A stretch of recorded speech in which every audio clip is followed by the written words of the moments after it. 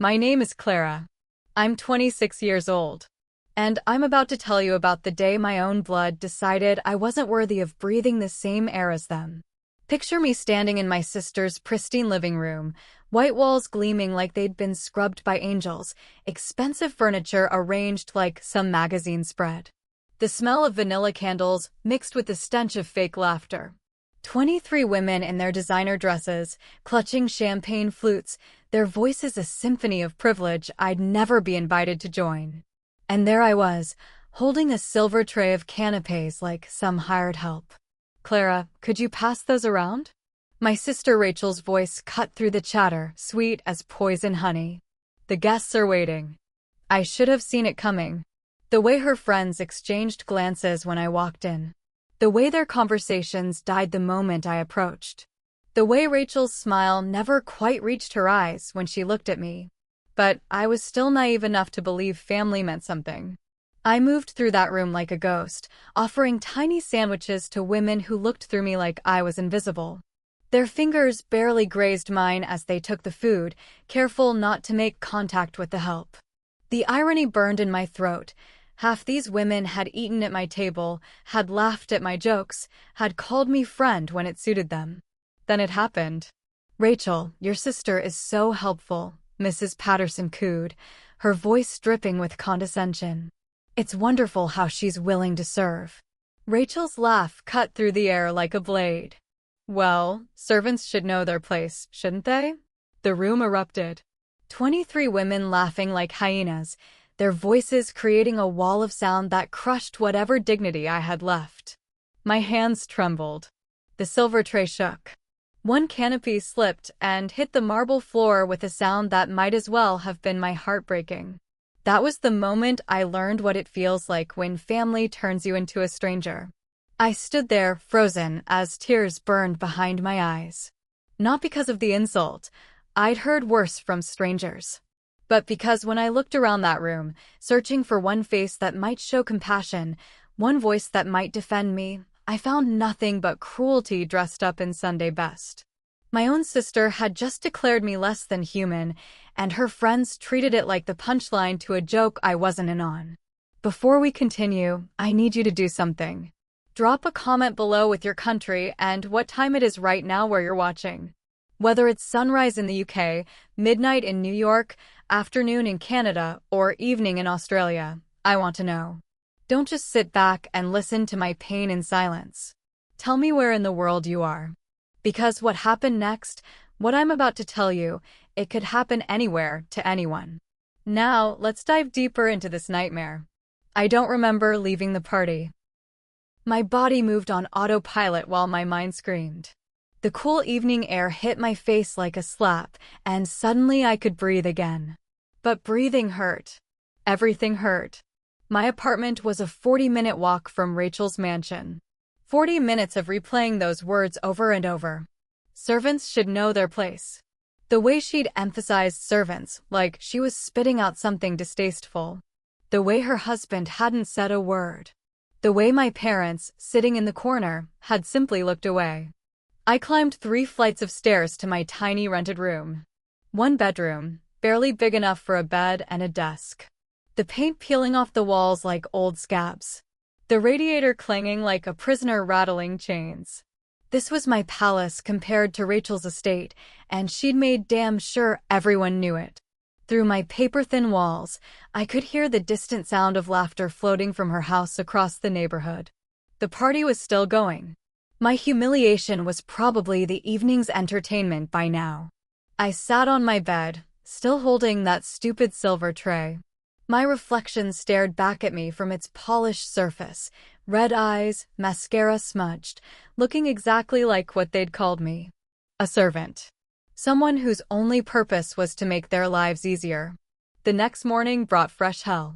Mrs. Chin from downstairs cornered me at the mailboxes, her eyes gleaming with gossip. "Clara, dear, did you hear what happened at the baby shower yesterday?" Her voice was honey-sweet venom. "Such a shame. Rachel's always been, well, you know how she is." Of course she knew. The whole neighborhood knew. Rachel had probably called half of them before the party even ended. Then came the text messages. Friends who'd been radio silent for months suddenly remembered I existed. Hey girl, heard about yesterday. You okay? Two hearts. OMG, what Rachel did was so wrong. Call me. Can't believe she said that. Wanna grab coffee? Pity. Every message reeked of it. They were sorry for me, but not sorry enough to have spoken up when it mattered. Not sorry enough to risk Rachel's wrath by defending the family servant. I ignored them all. For 3 days, I replayed that moment. The tray in my hands. Rachel's smirk. The sound of 23 women deciding my humiliation was hilarious. I could taste the shame like copper pennies in my mouth. I could smell the vanilla candles that had witnessed my destruction. I could feel their eyes on me, judging, dismissing, erasing me from their perfect little world. If you've ever been humiliated by the very people meant to love you, hit subscribe. And if you still won't subscribe after hearing this pain, at least explain in the comments. Why walk away from someone brave enough to share this? But life, as it turns out, has a twisted sense of humor. On Thursday morning, my phone rang. Unknown number. Miss Clara Williams? Speaking. This is Jonathan Hayes from Hayes, Morrison and Associates. I'm calling regarding your grandmother's estate. Grandmother. The woman who'd raised me when my parents were too busy building their social empire. The woman who died 6 months ago, leaving behind nothing but memories and a small apartment we'd all assumed was worthless. I'm afraid there's been an oversight in the will reading. There was a sealed envelope with specific instructions that wasn't opened until now. Miss Williams, you've inherited shares in the family property on Maple Street. The family property. Rachel's house. The mansion where I'd been humiliated, where I'd served canapes like hired help, where 23 women had laughed at my expense. What kind of shares? My voice barely worked. Controlling interest, Miss Williams. 51%. According to the documents, your grandmother purchased these shares gradually over 30 years, using money she saved from various investments. She wanted you to have them when you came of age, but specified they should only be revealed if, and I quote, Clara ever needs to remember her worth. The phone slipped from my hand. 51%. Controlling interest. In Rachel's perfect house. In the property where she'd just declared me a servant. My grandmother, sharp as a tack until the day she died, had been planning this for decades. She'd watched Rachel's cruelty. She'd seen how the family treated me. And she'd been quietly building me a weapon. They thought I was powerless. But the truth was about to turn everything upside down. I called the lawyer back within the hour. Mr. Hayes, I need to understand exactly what this means. Miss Williams, you essentially own the property. Your sister has been living there under what amounts to a long-term lease arrangement your grandmother set up. But the property belongs to you now. All decisions about its use, any changes, any sales, that's your call. Does Rachel know? No, ma'am. Your grandmother was very specific about the timing. She said you'd know when it was right to use this gift. I hung up and laughed. Actually laughed, loud enough that Mrs. Chin probably heard me through the walls.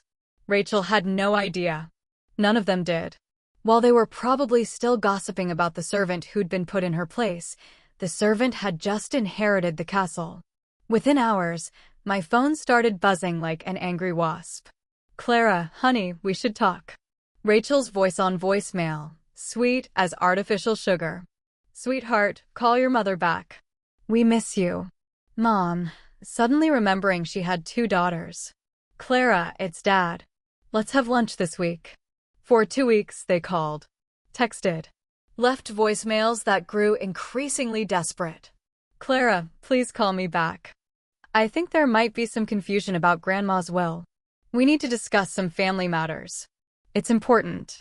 Clara, this is serious. We really need to talk. I didn't respond to a single one. Mr. Hayes became my closest ally during those weeks. 70 years old, sharp suit, eyes like a hawk who'd seen every dirty trick in the book. Miss Williams, silence is a powerful weapon. They're panicking because they can't control what they can't understand. Let them sweat. Let them wonder. The longer you wait, the more desperate they become. He was right. I could feel their panic through the phone. Rachel, who'd never called me more than twice a year, was now leaving daily voicemails. My parents, who'd raised me to be grateful for scraps, suddenly wanted family dinners. They were scared, and their fear tasted sweeter than any revenge I could have planned. I spent those 2 weeks learning everything about my inheritance, property values, legal rights, the family history I'd never been told. Grandmother had been smarter than any of us realized. She'd seen the writing on the wall decades ago and had been quietly preparing for this moment. Every ignored phone call felt like power coursing through my veins. Every desperate text message was proof that the servant had become the master. Every sleepless night they spent wondering what I knew was justice served cold. Tell me in the comments, do you think silence is the best revenge? Or would you have confronted them immediately? And if you're still watching without subscribing, why stay silent like my family did when they should have defended me?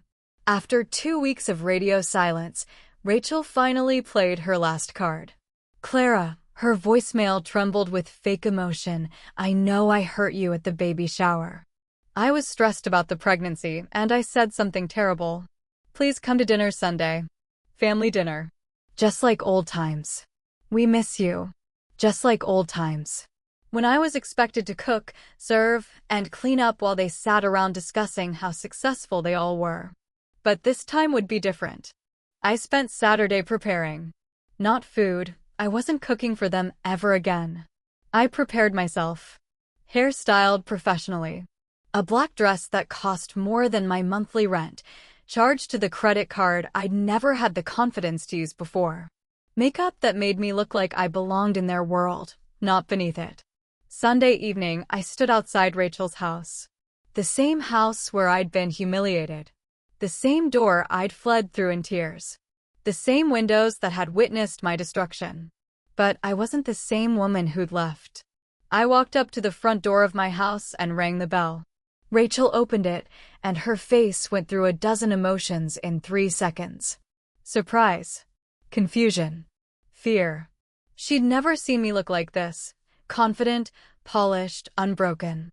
Clara, you look different. Success has a way of changing people. The dining room was full. Parents, Rachel, her husband Mike, a few family friends. The same audience that had watched my humiliation, now gathered for what they thought would be my submission. Clara's here, Rachel announced, her voice too bright, too cheerful. Doesn't she look wonderful? Murmurs rippled around the table. She does look different. Very sophisticated. What a transformation. I took the seat they offered, not at the head of the table where I belonged, but in the corner like always. Let them think they still had control. Let them believe this was their show. So, Dad cleared his throat. We've been trying to reach you. I know. There might be some confusion about your grandmother's will. Mom jumped in. Some paperwork that needs sorting out. No confusion on my end. Rachel leaned forward, her pregnant belly pressing against the table. Clara, about what happened at the baby shower. What about it? It was just a joke. You know how these things go. We're family. Family forgives each other. I looked around the table. The same faces that had watched me serve them for years. The same people who'd remained silent when I was humiliated. The same family that had treated me like hired help and expected gratitude for the privilege. A joke, I repeated. Calling me a servant in front of your friends was a joke. You're being dramatic. Rachel's husband Mike finally spoke up. It wasn't that serious. I stood up slowly, the chair scraping against the hardwood floor of my house. Mike, tell me something. When you and Rachel bought this house, who co-signed the loan because your credit wasn't good enough? His face went white. Clara, that's not. When Rachel's business was failing 3 years ago, who gave her the money to keep it afloat? Clara, please, Rachel's voice cracked. When you all needed a place to hold your precious baby shower, whose house did you use? And who did you call to help with the catering because you couldn't afford professionals? The room went dead silent. 20 years of favors, loans, and silent support laid bare on the table like a dissection. You called me a servant. My voice was steel now, cutting through their panic. But without me, you wouldn't even have this house. Mike, to his credit, found his backbone in that moment. She's right. Clara's helped us more than. Shut up, Mike. Rachel's mask finally slipped. This is family business. Family? I laughed, and the sound was sharp enough to cut glass. Family doesn't humiliate each other for sport. Family doesn't stand by while their own blood is turned into a punchline. I walked to the window and looked out at the garden. The roses grandmother had planted. The oak tree where she'd taught me to read. The swing set that had been mine before Rachel decided it was hers. This house, I said without turning around, belongs to me now. Grandmother left me controlling interest. 51%. Every brick, every window, every perfect white wall that witnessed your cruelty, it's mine. The gasps filled the room like air being sucked out of a punctured lung. That's impossible, Rachel whispered. Call the lawyer if you want confirmation. Better yet, check your lease agreement. You'll find it expires next month. I turned back to face them. You called me a servant. You laughed when I was humiliated. You stood by while strangers treated me like I was less than human. And now you want to play family when you need something from me. Rachel was crying now, real tears, not the crocodile tears she'd used to manipulate people our whole lives. Clara, please. I'm pregnant. We can't lose this house. You should have thought about that before you decided I was your entertainment. I moved toward the door, but stopped at the head of the table. My rightful place. You wanted to know my place? This is it. I own this house. I own your security. I own your comfort. And I'm done pretending otherwise. The silence that followed was different from the silence that had greeted my humiliation. This was the silence of people realizing they'd destroyed the one person who'd been holding their world together. I walked to the door, then paused. Oh, and Rachel? Next time you throw a party in my house, hire actual servants. Because I'm done playing that role. I left them sitting in stunned silence around the table in my dining room, in my house, wondering how the servant had become the master. If you felt that moment in your chest, subscribe now. And if you refuse, comment below. Tell me why you'd walk away from justice staring you in the face.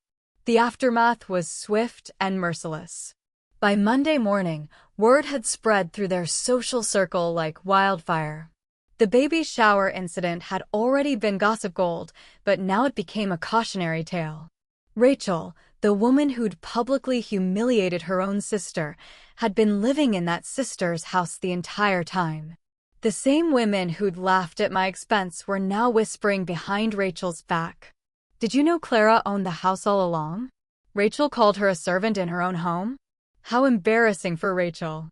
I always thought there was something off about that situation. Suddenly, everyone had always been on my side. Everyone had always thought Rachel was too cruel. Everyone had always known this day would come.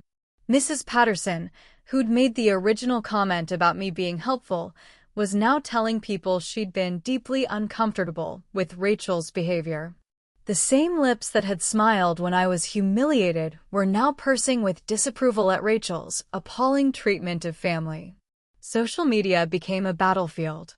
Rachel's friends, the ones who'd been in that room, started distancing themselves. Invitations stopped coming. Phone calls went unreturned. The community that had embraced her cruelty now rejected her for it.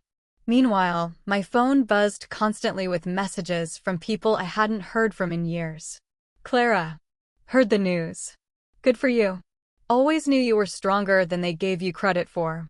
Rachel had it coming. You're amazing. The same people who'd watched my humiliation in silence were now celebrating my victory. Fairweather friends discovering their courage after the storm had passed. But Rachel's personal collapse was just the beginning. The legal complications started within days. Mr. Hayes called with updates that felt like Christmas morning. Miss Williams, your sister's attempting to challenge the will. Claims your grandmother wasn't of sound mind when she made the arrangements. Can she do that? She can try. But your grandmother documented everything meticulously. Doctors' reports confirming her mental acuity. Video recordings explaining her decisions. Letters detailing her observations of family dynamics. It's ironclad. My brilliant grandmother had anticipated this too. She'd known Rachel would fight dirty when cornered. The will challenge meant Rachel's assets were frozen pending investigation. The business she'd rebuilt with my money, the investments she'd made, the comfortable life she'd constructed, all of it locked away while lawyers picked through decades of financial records. Her husband Mike started looking for a new job. With legal fees mounting and no income, their perfect life began crumbling brick by brick. My parents, caught in the middle, did what they'd always done. They chose the path of least resistance. But this time, that path led away from Rachel and toward me. "Clara, honey," Mom called, her voice smaller than I'd ever heard it. "Maybe we could have lunch? Just the two of us. I'll check my schedule. Your father and we want you to know we never agreed with what Rachel said." Your silence spoke louder than any words could have. The phone went quiet for a long moment. "We're sorry.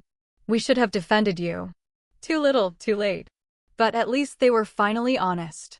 Rachel's reputation wasn't just damaged, it was obliterated. The woman who'd built her identity on being perfect, on having the perfect house and perfect life and perfect family, was now known as the woman who'd bitten the hand that fed her. Her pregnancy became a source of stress instead of joy. Doctors' appointments became lectures about managing anxiety. Sleep became impossible as financial pressure mounted. The same house where she'd humiliated me became a prison. Every room held memories of her cruelty. Every white wall reflected her hypocrisy. The garden where she'd hosted her perfect parties became a reminder of how quickly perfection could crumble. I, meanwhile, was experiencing something I'd never felt before: respect. People listened when I spoke. They considered my opinions. They treated me like someone whose thoughts mattered. The transformation wasn't just about the money or the property, it was about finally understanding my own worth. Rachel had called me a servant, but she'd been serving her own destruction all along. Every cruel word, every dismissive gesture, every moment of calculated humiliation had been building toward this reckoning. The same voices that had laughed at me now whispered behind her back. The same eyes that had looked through me now stared at her with judgment. The same community that had embraced her cruelty now rejected her for it. Justice, it turned out, was a dish best served at room temperature, with a side of public humiliation and a garnish of financial ruin. The courtroom smelled like old wood and broken dreams. I sat in the front row, watching Rachel's lawyer make arguments that sounded desperate even to me.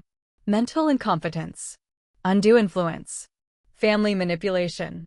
Every legal trick in the book, thrown at the wall to see what might stick. My grandmother's evidence spoke from beyond the grave. Video recordings of her explaining every decision. Clara has been the backbone of this family while being treated as its burden. She has given everything and received nothing but criticism in return. It's time that changed. Financial records showing decades of careful planning. I want Clara to have security. I want her to understand her value. I want her to have power when she needs it most. Medical reports confirming her sharp mind until the end.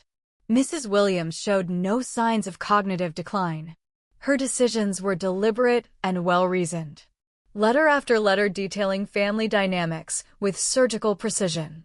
Rachel treats Clara like hired help while relying on her financially and emotionally. This must be corrected. Across the aisle, Rachel sat pale and silent. Her husband held her hand, but his eyes wandered the room like he was looking for an exit.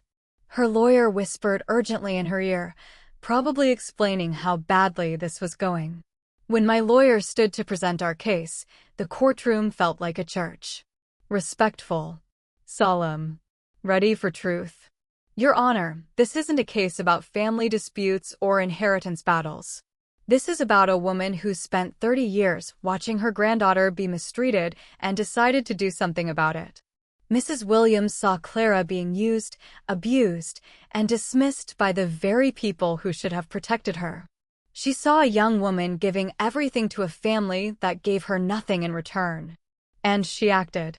He displayed the evidence methodically. Every loan Clara had made to family members. Every favor she'd done without recognition. Every time she'd been expected to serve while others were served. The defendant calls this mental incompetence. I call it a grandmother's love expressed through careful planning and perfect timing. When the judge asked if Rachel wanted to speak on her own behalf, she stood slowly. Her voice barely carried across the room. Your Honor, I made mistakes. I said things I shouldn't have said. But Clara is my sister. Family should forgive each other. The judge looked at her for a long moment. Ms. Anderson, family members should also respect each other. The evidence suggests that respect has been notably absent from your relationship with your sister. When the gavel came down, the sound echoed like thunder. I find the will to be valid and binding. The evidence overwhelmingly supports the deceased's mental competence and clear intentions. Miss Williams retains full ownership of the property in question. Rachel's face crumpled. Mike put his arm around her, but his expression was resigned. They'd lost, and everyone in that room knew it. I stood and walked toward the exit, past Rachel's row. She looked up at me with red eyes. Clara, please. The baby? I stopped. For just a moment, I felt something that might have been pity. But then I remembered the laughter. The tray in my hands. The 23 women who'd watched me die inside and called it entertainment. You called me a servant, I said quietly, just for her ears. Today, I serve justice. The courthouse steps felt like a mountain peak. Sun on my face, wind in my hair, the whole world spread out below me. Behind me, the building held the official record of my vindication. Ahead of me, a life where I would never again be anyone's servant. The contrast hit me like a physical force. 6 months ago, I'd stood in Rachel's house holding a silver tray, surrounded by laughter that cut like knives. Today, I walked out of court holding legal documents that proved my worth. The tray was gone. The laughter was gone. The woman who'd accepted humiliation as her due was gone too. I pulled out my phone and scrolled through the messages that had poured in during the trial. Friends, neighbors, even strangers who'd heard the story and wanted to share their support. But the most important voice was my own, finally strong enough to speak truth. They'd called me a servant. They'd treated me like I was less than human. They'd turned my pain into their entertainment and expected gratitude for the privilege. But servants are temporary. They come and go. They can be dismissed when their usefulness ends. Family is supposed to be permanent. Blood is supposed to be thicker than water. Love is supposed to be unconditional. Rachel had confused the two, and it cost her everything. I walked down those courthouse steps a free woman. Free from their expectations. Free from their cruelty. Free from the need to serve anyone who didn't deserve it. They'd called me a stranger at the baby shower when I refused to accept their abuse silently. Now I finally was one, by choice, by legal right, by the dignity I'd finally learned to claim. The servant was dead. The woman who'd replaced her owned the castle, commanded the power, and answered to no one but herself. And as I walked into the sunlight, I realized this wasn't just my ending. It was my beginning. What would you have done in my place? Would you forgive them? Or would you let silence finish the work? Drop your answer in the comments. And if you watched this whole story without subscribing, ask yourself, why turn away from truth when it's right here? Some stories end with forgiveness. Some end with redemption. Some end with families learning to love each other better. This isn't one of those stories. This is the story of a woman who learned that sometimes the people who should love you most are the ones who will hurt you deepest. Sometimes family is just DNA dressed up in expectations. Sometimes the kindest thing you can do for yourself is become a stranger to people who never saw you as family in the first place. My name is Clara. I'm 26 years old. I own my own house, control my own destiny, and serve justice to those who deserve it. And I've never been anyone's servant again.